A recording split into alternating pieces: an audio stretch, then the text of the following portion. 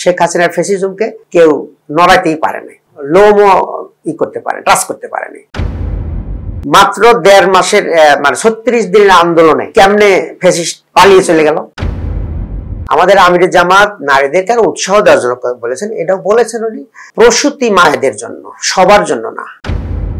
আলহামদুলিল্লাহ, আমি ঢাকা ৮ আসন, বাংলাদেশের সবচাইতে গুরুত্বপূর্ণ এই আসন। এখানে সচিবালয়, বাংলাদেশ সচিবালয়, এখানে supreme court, Bangladesh bank, Dhaka বিশ্ববিদ্যালয়, BUET medical college, Bangladesh medical বিশ্ববিদ্যালয় সহ গুরুত্বপূর্ণ স্থাপনা, অফিস, আদালত এই ৮ আসনের মধ্যেই রয়েছে। এবং এই অঞ্চলে যে ধরনের সুযোগ সুবিধা নাগরিকদের থাকার কথা ছিল, সেক্ষেত্রে অনেক কিছুই নাই। আমার দৃষ্টিতে এখানে জনগণ আসার ক্ষেত্রে যেগুলো প্রবলেম ফিল করেন, তার মধ্যে যানজট। এই যানজটের কারণে অনেকেই মতিঝিল, পল্টন এইদিকে আসতেই চান না। এটা একটা চরম একটা অব্যবস্থাপনা বলা যায়, ট্রাফিক অব্যবস্থাপনা। এখানে আরো সমস্যা রয়েছে, মাদকের সমস্যা রয়েছে, চাঁদাবাজি আছে, তারপর আপনার বিভিন্ন কার্যক্রমে, সেবামূলক কার্যক্রম যেগুলো আছে, নগর সেবায় চরম দুর্নীতি, কেমন অনিয়ম, এগুলো আমরা লক্ষ্য করছি। এখানে আমাদের ড্রেনেজ ব্যবস্থা খুবই দুর্বল। অল্প একটু বৃষ্টিতেই এই এলাকা পানির নিচে তলিয়ে যায়, রাস্তাঘাটগুলো। এটা রাজধানীর জন্য খুবই বেমানান যে অল্প বৃষ্টিতেই পানির নিচে তলিয়ে যায়। এবং এসব কারণে মশকের জন্ম হয় এবং আমরা দেখছি যে ডেঙ্গু মশার প্রচন্ড প্রকোপ।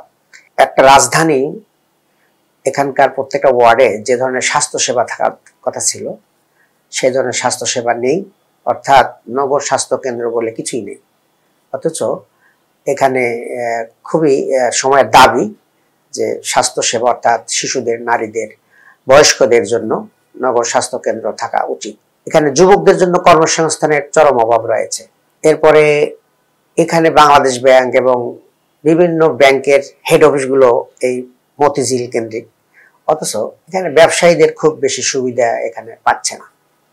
এগুলো মোটা দাগে সমস্যা আমি ফিল করছি। এগুলো তো সমস্যা চিহ্নিত করছেন, একই সাথে আসলে আপনারা এগুলো সমাধানের জন্য আপনারা কি ধরনের পদক্ষেপ নেবেন বলে, যদি নির্বাচিত হন তাহলে সেক্ষেত্রে কি ধরনের পদক্ষেপ নেবেন বলে আপনি? হ্যাঁ, এক্ষেত্রে মনে করেন যে প্রথমত এই সমস্যাগুলো আমরা যেগুলো দেখেছি, যেমন যানজটের কথাই ধরি। যানজটটা কেন হচ্ছে? কয়েকটা কারণে যানজট হয়। যেমন ফুটপাথগুলো দখলে আছে, আর এই ফুটপাথে যারা ব্যবসা করতেছে তারা একদিকে সন্ত্রাসীদেরকে চাঁদা দিচ্ছে, আবার সন্ত্রাসীরা এবং পুলিশ ভাগাভাগি করে চাঁদাগুলো নিচ্ছে আর কি। যে কারণে সহসাই কোনো ব্যবসায়ীকে ফুটপাথ থেকে উঠাই দেওয়া যায় না। ফুটপাথ যদি মুক্ত করা যায়, দখল মুক্ত করা যায়, তাহলে যানজট অর্ধেক কমে যাবে।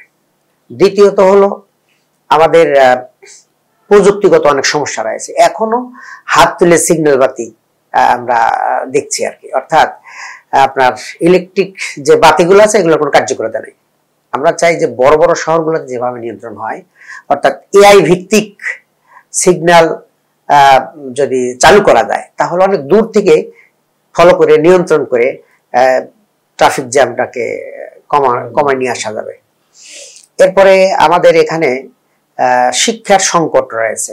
কেমন এই এত গুরুত্বপূর্ণ এরিয়াতে যে ধরনের প্রাথমিক, মাধ্যমিক পর্যায়ের শিক্ষা প্রতিষ্ঠান থাকা উচিত, সেগুলোর খুবই সংকট রয়েছে। আমরা যদি জনগণের ভোট এবং আল্লাহর মেহেরবানিতে সেবা করার সুযোগ পাই, তাহলে আমাদের শিক্ষা ব্যবস্থার পরিবর্তনের জন্য আমাদের কার্যকরী ভূমিকা থাকবে। যেন যে সকল বিদ্যমান প্রতিষ্ঠানগুলো রয়েছে সেখানে শৃঙ্খলা ফিরিয়ে আনা, তাদের মান ডেভেলপ করা, আর নতুন নতুন শিক্ষা প্রতিষ্ঠান তৈরি করে আমাদের জনসাধারণের মানে ছেলে মেয়েদের লেখাপড়ার ব্যাপারে গুরুত্ব আরোপ করা হবে। এরপরে মাদকের ব্যাপারে খুবই ভয়াবহ অবস্থা। আমরা দেখেছি যে আমি যখন রিমান্ডে থানায় দেখেছি, তখন এই মাদক কিভাবে প্রশাসন থেকে নিয়ন্ত্রিত হচ্ছে। পুলিশ মাদককারী সেবনকারীদের সহযোগিতা করে, আবার অপরদিকে মাদকদ্রব্য নিয়ন্ত্রণ অফিস থেকেও কারসাজি হয়। তাহলে এক নম্বরে হলো প্রশাসনিক ভাবে যেগুলো কাজ, পুলিশ এবং মাদকদ্রব্য নিয়ন্ত্রণের এই অফিসকে আমরা যদি কন্ট্রোল করতে পারি একটা চাপ কমে যাবে। দ্বিতীয় আর একটা হলো যে হতাশা থেকে যুবকরা মাদকে যায়, যদি যুবকদের কর্মসংস্থানের ব্যবস্থা করা যায়, তাদেরকে যদি হতাশা মুক্ত করা যায়, এমনকি তাদের ট্রেনিং দিয়ে যদি আমরা উদ্যোক্তা বানাই দিতে পারি, এমনকি তাদের ট্রেনিং দিয়ে আমরা বিদেশে পাঠিয়ে দিতে পারি, তাহলে তারা সেখানে কর্ম করবে, দেশে রেমিটেন্স পাঠাবে। এইভাবে একটা অংশকে আমরা মাদক মুক্ত করতে পারবো। আর একটা হলো সঙ্গ দোষে যারা মাদকে আসক্ত হয়, সেক্ষেত্রে আমরা কমিউনিটি বেজ আমরা সচেতনতা তৈরি করার জন্য এটা সবাই মিলে উদ্যোগ নিতে, অর্থাৎ এখানে শিক্ষক, এখানে ইমাম সাহেবগণ, তারপরে হলো এলাকার যারা মুরব্বীরা আছে, এটা সবাই মিলে একটা কমিউনিটি ডেভেলপমেন্ট করা, তাদের সেন্স ডেভেলপমেন্ট করার জন্য ভূমিকা রাখতে হবে। এইভাবে একটা মাল্টিপল কর্মসূচির মাধ্যমে মাদককে জিরো টলারেন্সে আমরা নিয়ে আসবো ইনশাল্লাহ। এরপরে এখানে নারীদের ব্যাপারে আমরা কিছু উদ্যোগ নিতে চাই, কারণ দেশের অর্ধেক হলো নারী। নারীদেরকে বিশেষ ট্রেনিং করানো, তাদের হস্তশিল্প সহ উদ্যোক্তা তৈরির জন্য বিশেষ ঋণ ব্যবস্থা দেওয়ার জন্য আমরা সরকারকে অনুরোধ করব, এবং তাদের জন্য নিরাপদ বাসা থেকে অফিসে, অফিস থেকে বাসায় ফিরে আসা, তাদের সন্তানদের জন্য ডে কেয়ারের ব্যবস্থা করা, যাতে টেনশন মুক্ত অবস্থায় তারা সার্ভিস দিতে পারে, বিনিয়োগ সহ বিভিন্ন কার্যক্রম করতে পারে। অবশ্যই সেটা করব যে তাদের তো দোষ নাই, তারা তো এই ব্যবসার মাধ্যমে তাদের সংসার পরিচালনা করেন, তা একটা রিজিক বন্ধ করে দেওয়া যাবে না। তাদের জন্য বিকল্প একটা ব্যবস্থাপনা করতে হবে, যেন এই হকাররা একটা নির্ধারিত জায়গায় গিয়ে ব্যবসা করতে পারে, মানে হকার জোন করে দেওয়া, সেখানে তারা ব্যবসা করবে, তাদের উপরে হ্যাম্পার হবে না, বাট আমাদের ফুটপাতটা যেন মুক্ত থাকে, এটা আমরা দেখবো আর কি। আমাদের আমির জামাত নারীদেরকে উৎসাহ দেওয়ার জন্য বলেছেন, এটাও বলেছেন উনি প্রসূতি মায়েদের জন্য, সবার জন্য না, প্রসূতিদের জন্য আমরা প্রস্তাব রাখছি যে তাদের কর্মঘণ্টা একটু কমিয়ে দেওয়া, এটা সবার জন্য নয়। তারপরেও এটা তো সংসদে আলাপ আলোচনার মাধ্যমে এটা মানে সিদ্ধান্তটা হবে, চাপিয়ে দেওয়ার বিষয় নয়, আলাপ আলোচনার মাধ্যমে সিদ্ধান্ত হবে। আর এটা প্রসূতিদের জন্য, আমরা সবার জন্য কমনলি না।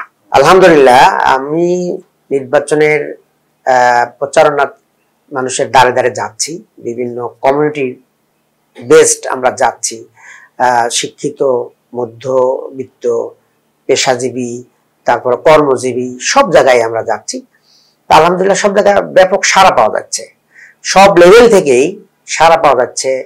তাতে মনে হচ্ছে যে আগামীতে আমরা বিজয়ী হব ইনশাল্লাহ, আল্লাহ রহমত এবং জনগণ তাদের যে ভালোবাসা দেখাচ্ছে, তাতে আমি বিজয়ের ব্যাপারে আশাবাদী। দেখুন, আমরা এই মতিঝিল, এটা ব্যাংক পাড়া বলা হয়, বাংলাদেশ ব্যাংক এখান থেকেই সারা বাংলাদেশকে সার্ভিস দিচ্ছে, অথচ আমাদের এখানে ব্যবসায়ীরা খুব বেশি সুবিধা পাচ্ছে না।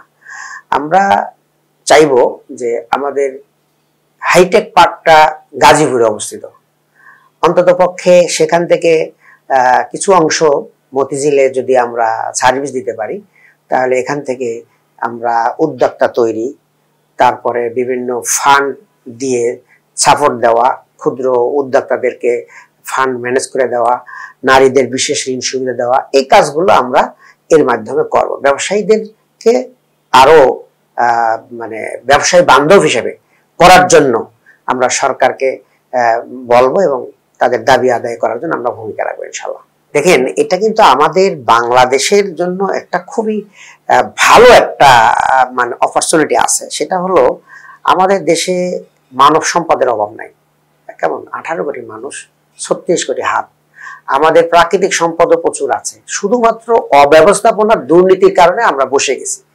আমাদের একটা আছে দক্ষতা উন্নয়ন কর্তৃপক্ষ, এই দক্ষতা উন্নয়ন কর্তৃপক্ষ যদি সঠিকভাবে ভূমিকা রাখে, প্রতি বছর 4-5 লক্ষ লোককে কর্মসংস্থানের ব্যবস্থা করা খুবই সহজ, অথচ এটা ফাংশনই করে না। এখানে অথর্ব লোকজন গিয়ে তারা নিজেদের মানে ইনকাম, তাদের কি বলে এগুলোকে সম্মানী ভাতা, বোনাস, এগুলো নিয়ে ব্যস্ত আছে। বাট দেশের জন্য যে কাজ করা, আমি কি বলবো, আমি আমার মানে নিজের এর থেকেই আমি গিয়েছিলাম চিফ অ্যাডভাইজারের অফিসে গিয়েছিলাম যে দক্ষতা উন্নয়ন কর্তৃপক্ষে একজন ভালো দক্ষ যারা অভিজ্ঞ এরকম একজন লোককে দেওয়া হোক। তো সেখান থেকে রিপ্লাই আসলো যে আমরা এত গভীরে যেতে চাচ্ছি না, আমরা চাচ্ছি যে একটা ভালো ইলেকশন দিয়ে চলে যায়, নির্বাচিত সরকাররা সেগুলা করুক। তো এর আগে নির্বাচিত সরকার দক্ষতা উন্নয়নে ব্যর্থ হয়েছে। এখন আমরা মনে করেছিলাম যে এই ইন্টারিম গভর্নমেন্ট যদি, তাদের তো কোনো রাজনৈতিক অভিলাষ নাই, তারা একটা ভালো লোক দিয়ে যদি করতে পারতো তাহলে কিন্তু এই এক দেড় বছরের মধ্যে আমরা অন্তত পক্ষে 8-10 লাখ লোকের হয়তো কর্মসংস্থান দেখতে পেতাম। কিন্তু দেখলাম যে তারাও উদ্যোগ নিচ্ছে না, বলছে যে আমরা এই রিক্সে যাবো না, আমাদের দরকার ইলেকশন করা। এই জন্য আমরা আশাবাদী যে এই দক্ষতা উন্নয়ন কর্তৃপক্ষের মাধ্যমে আমরা প্রতি বছর যদি ন্যূনতম 4 লাখ লোককে কর্মসংস্থান দেই, 5 বছরে 20 লাখ লোককে আমরা নতুন কর্মসংস্থানের ব্যবস্থা করতে পারবো। এবং এটাকে যদি আরো মডিফাই করা যায় তাহলে এটা কোটি পর্যায়ে যাওয়া কোনো বিষয়ই না। এই জন্য আমির জামাত যথার্থই বলেছেন যে পাশ করার সঙ্গে সঙ্গে তাদের একটা ব্যবস্থা করা যায় ইনশাআল্লাহ। মানুষের আস্থা যখন তৈরি হয় তখনই তো হয়ে যায়। কারণ 17 বছর আন্দোলন করলো, কিন্তু সরকার শেখ হাসিনার ফ্যাসিজমকে কেউ নড়াইতেই পারে নাই, কেমন লোমও ই করতে পারে, টাচ করতে পারেনি। মাত্র 1.5 মাসের মানে 36 দিনের আন্দোলনে কেমনে ফ্যাসিস্ট পালিয়ে চলে গেল। তার মানে জনগণের আস্থা যখন অর্জন হয়ে গেল, জনগণ যখন বুঝতে পারলো যে এই ছাত্ররা যথার্থ কাজ করতেছে, অতএব তাদের সাথে থাকা দরকার, সবাই নিয়ে গেল, ফ্যাসিস্ট পালিয়ে গেল। তা আমরা এখন এই নতুন বাংলাদেশ বিনির্মাণের জন্য আমাদের যে ভূমিকা, এটা জনগণ বুঝতে পারছে, এটা যথার্থ কাজ করতে পারবে। এই জন্য আমরা আশাবাদী। দেখেন ইতিমধ্যেই আমরা ইউনিভার্সিটি পর্যায়ে দেখেছি ছাত্ররা তাদের আশা আকাঙ্ক্ষা মানে মনে করেছে ছাত্র শিবির। এই জন্য সবগুলো ইউনিভার্সিটিতে একক নিরঙ্কুশ ভাবে ছাত্র শিবির বিজয় হয়েছে। তো আর একটা বিষয় হলো, এর আগের যে ইলেকশন গুলো হয়েছে সেই ইলেকশনে তো আমরা 300 আসনে ইলেকশন করার সুযোগ খুবই কম পেয়েছি। 2001 সালে মাত্র আমরা 35টা আসনে ইলেকশন করেছি। এরপরে হলো 2008 সালে আমরা ওইরকম 35টা আসন 30টা আসনে ইলেকশন করেছিলাম। 18তে এসে আমাদের মাত্র 24টা আসনে ইলেকশনের জন্য নমিনেশন সাবমিট করা হয়, যে কারণে আমাদের পার্সেন্টেজ কত, একুরেট পার্সেন্টেজ তো মানুষ এখনো বুঝতে পারেনি। তবে একটা বিষয় আপনাদেরকে বলি, সেটা হলো 2015 সালে যেটা উপজেলা চেয়ারম্যান ইলেকশনটা হয়েছিল, সেখানে আমরা দেখেছি, আমরা একটা আশাবাদী, আমরা 45 জন উপজেলা চেয়ারম্যান নির্বাচিত হয়েছিল এবং প্রায় আপনার 248 জন ভাইস চেয়ারম্যান নির্বাচিত হয়েছিল। এবং এই রেশিওটা বিএনপির চাইতে আমাদের বেশি ছিল। আপনারা বলছেন যে আপনাদের রুট লেভেলে আপনাদের ভোটার আছে, আর রুট লেভেলে আমাদের প্রচুর ভোটার আছে, এগুলো আমরা প্রয়োগ করতে পারিনি জোটে থাকার কারণে। আমরা সবসময় ছাড় দিয়েছি, যে কারণে মানুষ বুঝতে পারেনি পুরোপুরি আসে। এবছরে আমরা ইলেকশন করলে পুরোটা আমরা বুঝতে পারব। জনগণের ভালোবাসা, তাদের সারা দেখে এটি আমরা মনে করি আল্লাহর রহমতে হয়তো আমরা ক্ষমতায় যেতে পারবো ইনশাআল্লাহ। এই ব্যাপারে আমাদের অবস্থান খুবই ক্লিয়ার। আমাদের আমির জামাত তিনি অসুস্থ অবস্থায় ঘোষণা দিয়েছেন জনসভায়, আমরা নিজেরা দুর্নীতি করব না, কাউকে করতেও দেব না, এবং আমাদেরকে আর একটা যুদ্ধ করতে হবে, সেটা হলো দুর্নীতির বিরুদ্ধে যুদ্ধ। এবং আমরা আশাবাদী ওই যুদ্ধে আমরা বিজয়ী হবো ইনশাআল্লাহ। এবং আমরা চাঁদাবাজি নিজেরা করি না, কাউকে করতেও দেব না। এবং আমাদের ইতিপূর্বে 2 জন মন্ত্রী এবং 86 জন এমপি আমরা বিগত সময়গুলোতে এই দেশ সেবায় নিয়োজিত ছিলাম। কোনো একজন ব্যক্তির 2 টাকার দুর্নীতি কেউ ধরতে পারে নাই। এবং আমরা আশাবাদী যে আমাদের এমপি মন্ত্রী যদি আসেন জনগণের ভোটে এবং আল্লাহর রহমতে, তাহলে এরা ওই আগের ধারাবাহিকতাই বজায় রাখবে, কোনো দুর্নীতির আশেপাশে থাকবে না ওনারা ইনশাআল্লাহ।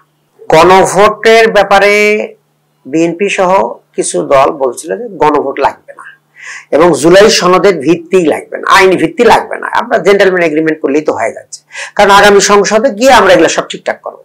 মানে ওনারা সংসদে গেছেন, এটা ধরেই নিছেন, জনগণের ভোটের বিষয়টা ওনারা আশাবাদী না, যে জনগণের আবার কি দরকার, আওয়ামী লীগ চলে গেছে এখন বিএনপি ক্ষমতায় যাবে, এটা একটা ভাব। কিন্তু আমরা বলছি যে আইনি ভিত্তি দিতে হবে এবং গণভোটও দিতে হবে।